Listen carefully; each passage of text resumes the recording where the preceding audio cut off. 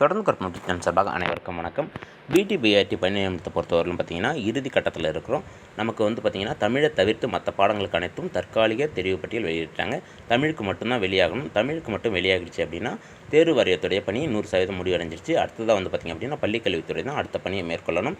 நமக்கு எல்லோருக்கும் வந்து பார்த்திங்க அப்படின்னா எதிர்பார்ப்புகள் அதிகமாக இருந்ததால் அந்த காலதாமதம் அதிகமாக வருது நமக்கு பெருத்து ஏமாற்றத்தை அளிக்குது, மன வருத்தத்தை ஏற்படுத்துது அப்படின்றது உண்மை.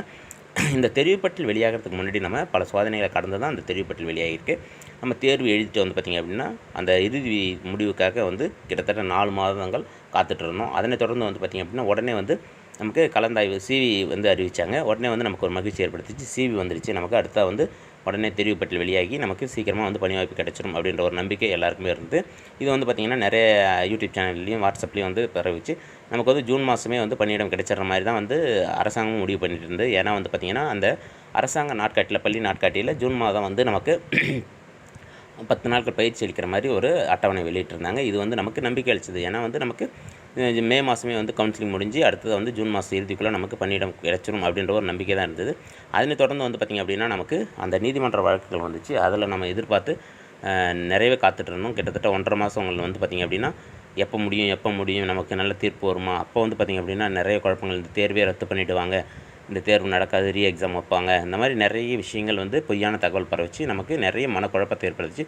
அது வந்து பார்த்திங்க அப்படின்னா ஒரு வழியாக முடிஞ்சு நமக்கு இறுதி தெரிவு பட்டியல் வந்து வெளியாகிடுச்சு. ஒவ்வொரு நாளைக்கு வந்து பார்த்திங்கன்னா ஒரு பாடத்துக்கு வெளியாகும்போது நமக்கு இன்னும் கூடுதல் நம்பிக்கை கிடைச்சிது. நமக்கு சீக்கிரம் வந்து பணி வாய்ப்பு கிடைச்சிடும் அப்படின்ற மாதிரி நம்பிக்கை கிடைச்சிது.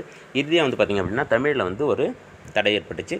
தமிழில் கிட்டத்தட்ட வந்து பார்த்திங்க அப்படின்னா கடைசியாக வந்து 1/8 வந்து ஹிஸ்ட்ரி ரிவைஸ்டு வந்துச்சு. அதனை தொடர்ந்து வந்து பார்த்திங்க அப்படின்னா தமிழுக்கு வந்து கிட்டத்தட்ட இன்றைக்கி 17 நாள் ஆகுது. எந்தவித ஒரு அப்டேட்டும் இல்லை. நமக்கு டிஆர்பியில் வந்து கேட்கும்போது வந்து பார்த்திங்கன்னா ப்ராசஸில் தான் இருக்குது அப்படின்ற தகவலை மட்டும்தான் சொல்கிறாங்க. நமக்கு மற்றபடி அந்த தகவலையும் அவங்க சொல்ல மாட்டாங்க. நம்ம அவங்க சொல்கிறத நம்பித்தான் ஆகணும். இப்போ வந்து எல்லாருக்குமே வந்து வருத்தம் இருக்குது. இதில் வந்து பார்த்திங்க அப்படின்னா மற்ற எல்லா பாடத்துக்கும் வெளியாகிடுச்சு. இன்னும் தமிழுக்கு வெளியாகலைன்னும் போது தமிழ் பாடத்தை பொறுத்தவரையில் பாருங்கள் அவங்களுக்கு இன்னும் எவ்வளோ மன வருத்தம் இருக்கும் அப்படின்னு பாருங்கள்.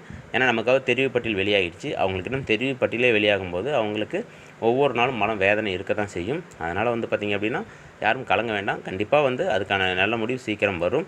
இது வந்து பார்த்திங்க அப்படின்னா எல்லாருக்கும் அந்த தெரிவு பட்டியலில் இருக்கிறவங்களுக்கு கண்டிப்பாக பணி வாய்ப்பு கண்டிப்பாக கிடைக்கும். இது வந்து பார்த்திங்கன்னா யாரும் வந்து இல்லைன்னு மறுக்க முடியாது. அதனால் வந்து 100% வந்து நம்பிக்கையோடு காத்துட்ருங்க. இந்த மாதிரி சூழ்நிலையில் வந்து நமக்கு நிறைய பொய்யான தகவல் பரவிட்டே தான் இருக்கும். இது வந்து அரசாங்கம் வந்து பணத்தை மீதி பண்ணுறதுக்கு வேணும்னு நிறுத்தி வச்சுட்ருக்கு. அடுத்ததாக வந்து பார்த்திங்க அப்படின்னா முதலமைச்சர் வெளிநாட்டு பயணம் போகிறாரு. அவர் வந்ததுக்கப்புறம் தான் எதாக இருந்தாலும் நடக்கும். அப்புறம் இடையில் வந்து பார்த்திங்க அப்படின்னா உயர்நிலைப்பள்ளி தலைமை ஆசிரியர்கள் போட்டால் தான் நடக்கும், அது போட்டால் தான் நடக்கும் அப்படின்னு நிறைய பொய்யான தகவல் அவங்களுக்கு தெரிஞ்ச விஷயங்களை எல்லாமே பொய்யாக சொல்லிகிட்டே இருப்பாங்க. இது வந்து பார்த்திங்கன்னா தேர்வர்கள் மத்தியில் மிகப்பெரிய ஒரு மன வருத்தத்தை ஏற்படுத்த தான் செய்யுது.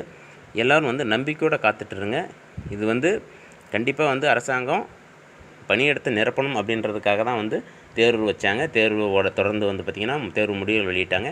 வழக்கு போடும்போது கூட வந்து பார்த்திங்கன்னா விரைவாக வந்து அந்த வழக்கை நீதிமன்றத்துக்கு இவங்க ரிட் அப்பீல் பண்ணி சீக்கிரமாக அந்த கேஸை முடிஞ்ச வரலும் சீக்கிரம் முடித்தாங்க.